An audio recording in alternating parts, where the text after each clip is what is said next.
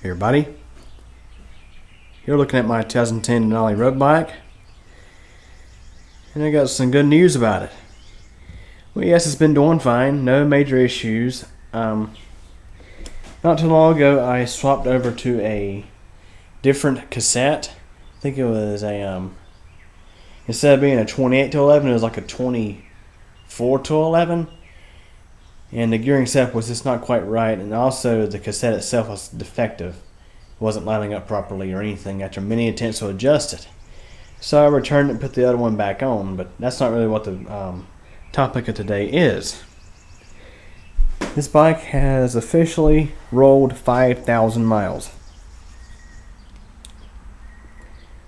See, my last ride was roughly close to 23 miles. Max speed was 31.7. Average of 15.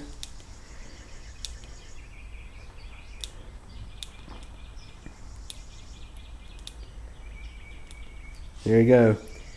5037.6 is the odometer. Now, for those who are watching my videos for the first time and have not seen older videos of this bike was bought back in 2011, February 2011. When the rear wheel of my 2006 Denali road bike locked up. I decided I didn't want to wait, good period of time for parts to repair it. I figured I'd just go and get another bike because I didn't want to actually have two bikes. Now, the blue bike is sitting under the overhang. One of these days I might get around to fixing it whenever I have someone else who would like to ride with me and things like that. But basically, this is the main bike. It's the one I ride practically all the time. It's not stock either. It's had many upgrades done to it. It's a whole lot different than the stock Denali, I must say. It's a bit lighter, more agile, better geared, things like that. It's got the Aeromax alloy wheel set you can buy off of Amazon for like I think 110 now, considering inflation. Very, very good quality wheel set. It's been on there for roughly, I think, close to 2,500 miles actually. Done very well. It's held up very well. There's been a few instances where these wheels have taken some big hits, and they still work just fine, just practically the same as the day I put them on. And I hadn't even had to service them yet. I plan to do it sooner or later because these do need to be serviced once in a while. But they're doing just fine. For the crankset, I have a Volta Corsa, which is what's interesting is Volta is the manufacturer of these hubs. It's not the entire wheel set. So it's neat to have the same brand of parts on different areas. This is much better geared than the stock Denali's gearing. For one thing, the stock gearing on the back of a Denali is 28 to 14, while the front is, 28, 38, 48. This gearing here is 32, 42, 52 on each gear. So much better gearing. The stock crankset that was on this bike was steel. This one is alloy, a good bit lighter. A nice upgrade for the bike overall. Also, the handlebars are not stock either. I paid roughly $13 for this, $12-13 for this drop bar from the bike shop. It's alloy, made by Raleigh. Bolted right up to the Denali's stock stem. No problems whatsoever there.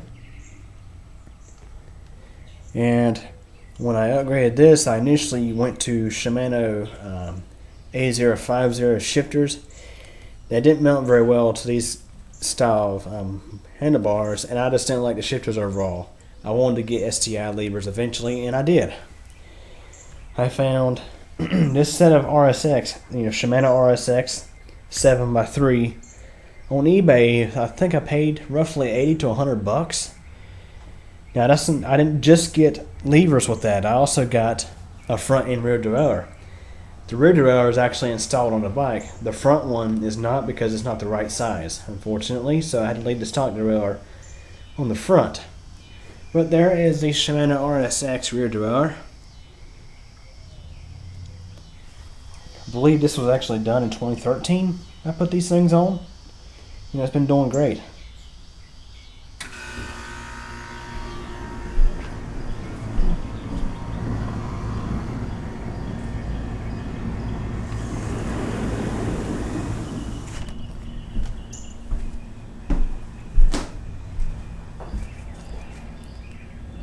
Now basically these upgrades have been slapped on over a period of time. They were not actually all thrown on at the same time. You know, it's got, you know, basically at one point the first big upgrade I done to this thing was the wheel set. That was done in 2012.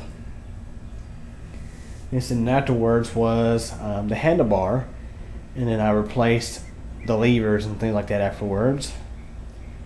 And eventually the most recent big upgrade I've done to this thing was the crankset. I've also replaced the seat on this thing. I took the stock seat off as soon as I got the bike and put my other Z-File seat on, and I eventually replaced it with this one here. You know, it's pretty soft. Got it at Walmart for not a whole lot. Yeah, I must say Walmart has definitely improved on their you know, on their accessories and things like that. They've got some slightly better stuff than what they used to have. Now it depends on what store you go to. Same as if you was wanting to buy one of these bikes. Not all Walmarts carry them. Now back in 2011 there was a few less Walmarts in the area. We went all the way to Concord, North Carolina to get this thing. I live in Huntersville. Had to go to the Walmart off of Concord Parkway South, I believe it was, to get this thing. Pretty good drive to get it. But basically, since I've upgraded slowly but surely over time, it has not cost me a terrible amount of money to do so, and I've gotten a really decent product out of it. Now, it's still nothing when you compare it to like a carbon fiber bike that's like $2,000 or $3,000, but at the same time, this bike has done me very well for the amount of money I've spent on it. So basically, yes, the Denali road bike, the 2010 model that I have, has officially crossed 5,000. It's less than 5,000 away from being 10,000. Now, who knows when that'll happen? It'll probably be many years down the road. So if you guys are wondering more about these bikes and things like that, I do have videos on my channel. Probably the most useful video you can watch on my channel for Denali road bikes, if you're just wanting to learn about them, is my Denali road bike maintenance and upgrade guide. I cover lots of different topics on the matter. This video was posted, I believe, last year or the year before. It's been a while, but it does cover some pretty decent things. So I just want to give you guys a brief update on this bike. It has in fact crossed 5,000 miles. So anyways, hope you guys enjoyed this video. Any questions or comments? Feel free to ask, and thanks for watching.